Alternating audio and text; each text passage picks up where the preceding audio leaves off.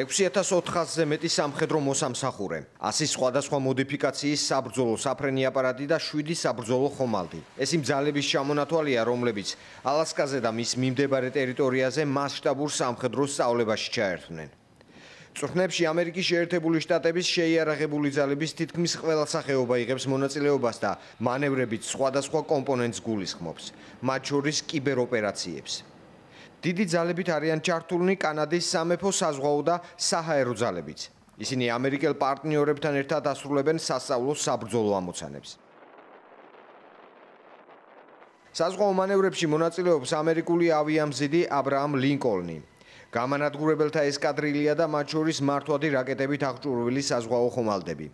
ამერიკის შეერთებული შტატების თავდაცვის დეპარტამენტმა ვრცელი ინფორმაცია გამოაქვეყნა წვრთნების შესახებ, სადაც სწავლების ხელმძღვანელის, ამერიკის შეერთებული შტატების საზღვაო ძალების ბრიგადის გენერალ რიკ გუდმანის კომენტარია. ჩრდილოეთის კიდე 2025 თავს უყრის მრავალპროფილურ შესაძლებლობებს მაღალ ტექნოლოგიურ საბრძოლო მოქმედებებში, რაც უზრუნველყოფს მზადყოფნას შეკავებისთვის.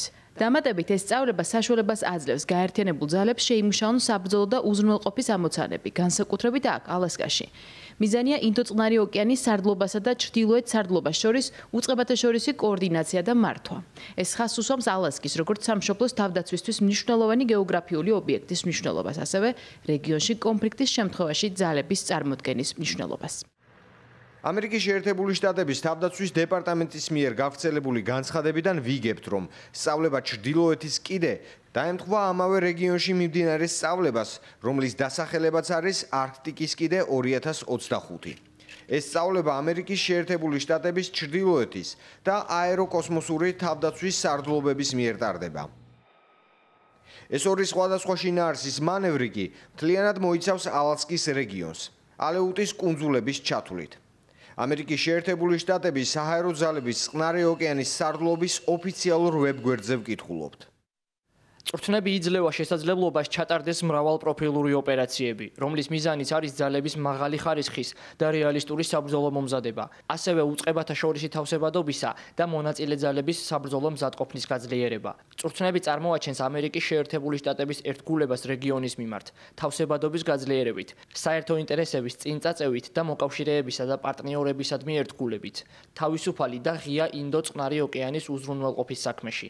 წლევანდელი წვრთნა ასევე წარმოაჩენს ამერიკის შეერთებული შტატების შესაძლებლობას დაიცვას სამშობლო, როგორც ალასკიდან, ისე ალასკის მიმდებარე ტერიტორიიდან. ამერიკის შეერთებული შტატების საჰაერო და საზღვაო ძალები, საზღვაო ქვეითთა კორპუსი, არმია, რეზერვი და ეროვნული გვარდია, კანადელ პარტნიორებთან ერთად მასშტაბურ სამხედრო მანევრებში მონაწილეობას აგვისტოს ბოლომდე მიიღებენ. საინტერესო ფაქტია, რომ სწავლების დაწყება დროში დაემთხვა ალასკაზე ამერიკის შეერთებული შტატების პრეზიდენტის დონალდ ტრამპისა და ვლადიმერ პუტინის შეხვედრის დასრულებას.